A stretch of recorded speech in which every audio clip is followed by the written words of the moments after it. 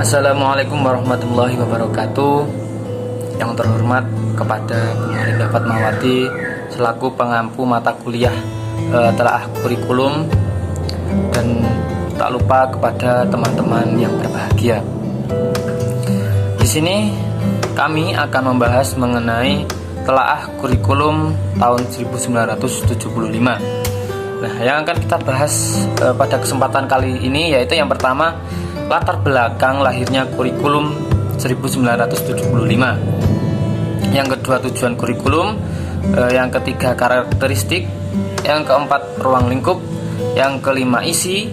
Terus yang keenam, metode pembelajaran. Dan yang terakhir adalah kelebihan serta kekurangannya. Memasuki pembahasan yang pertama yaitu mengenai latar belakang lahirnya kurikulum 1975.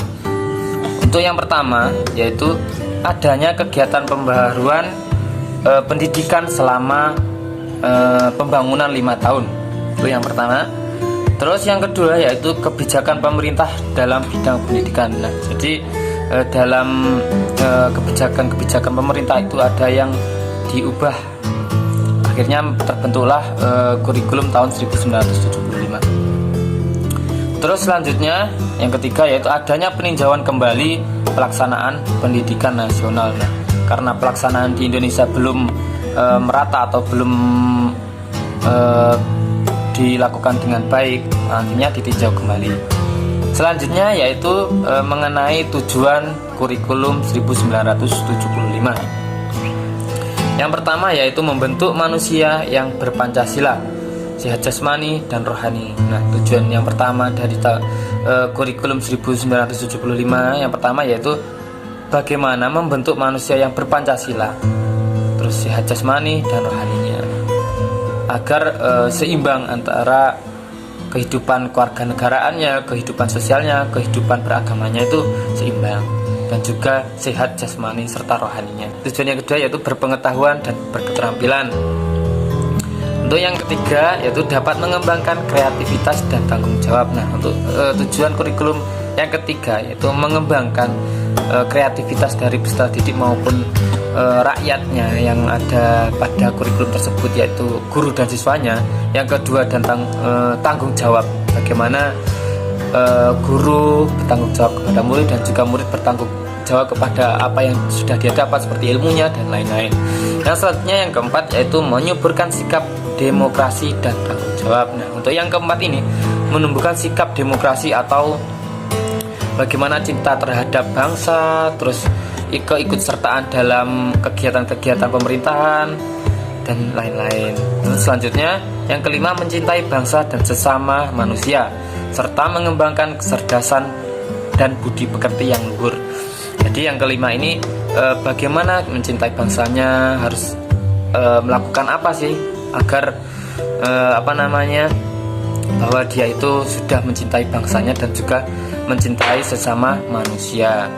Terus selanjutnya yaitu mengenai karakteristik kurikulum 1975. Nah, karakteristiknya yang pertama yaitu menganut pendidikan berorientasi tujuan. Nah, jadi pendekatan atau yang digunakan dalam pembelajaran di sini ataupun yang digunakan untuk mendidik di sini itu berorientasi pada tujuan, yang artinya materi atau pembelajaran yang digunakan itu sesuai dengan tujuan yang diinginkan. Terus selanjutnya menganut pendekatan integratif. Nah, jadi ilmu atau materi yang digunakan itu sesuai atau seimbang dengan apa yang dituju. Selanjutnya karakteristiknya yang ketiga yaitu pendidikan moral Pancasila. Nah, jadi dalam karakteristik kurikulum 1975 itu mengedepankan pendidikan yang bermoralkan Pancasila, yang artinya yang pertama itu kan Pancasila, Tuhan Yang Maha Esa dan yang lain-lain. Terus selanjutnya yaitu karakteristik yang keempat menekankan pada efisien, efektivitas, daya dan waktu. Jadi karakteristik yang keempat ini lebih menekankan pada keefisienan, jadi lebih efisien juga lebih efektif dalam mengelola dana, daya dan waktunya.